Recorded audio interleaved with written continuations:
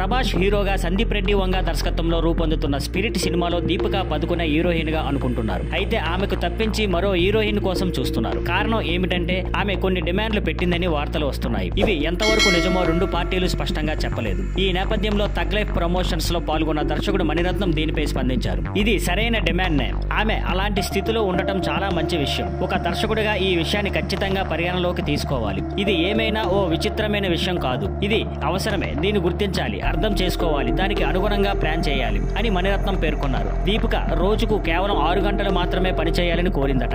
ఎందుకంటే ఆమె చిన్న పాపకి సమయం ఇవ్వాలనుకుంటుంది. ఆమె బిడ్డకి కొన్ని నెలలు మాత్రమే ఉన్నట్లు తెలుస్తుంది. ఇదే అంశంపై హీరో అజయ్ దేవగన్ కూడా దీపికను సమర్థించారు. నిజాయితీగా పనిచేసే దర్శకులకు ఇది పెద్ద సమస్య కాదు. నేడు చాలా మంది అమ్మలు 8-9 గంటలు వర్క్ షిఫ్ట్లు చేస్తూ జీవితం ముందుకు తీసుకెళ్తున్నారు అని అజయ్ చెప్పారు. అయితే మరోవైపు దీపిక భారీ రెమ్యునరేషన్ తో పాటు ప్రాఫిట్ షేర్ కూడా కోరిందని కొంతమంది చెబుతున్నారు. కానీ దీనిపై అధికారికంగా ఎవరూ క్లారిటీ ఇవ్వలేదు. Thank you for watching. Please like, share and subscribe.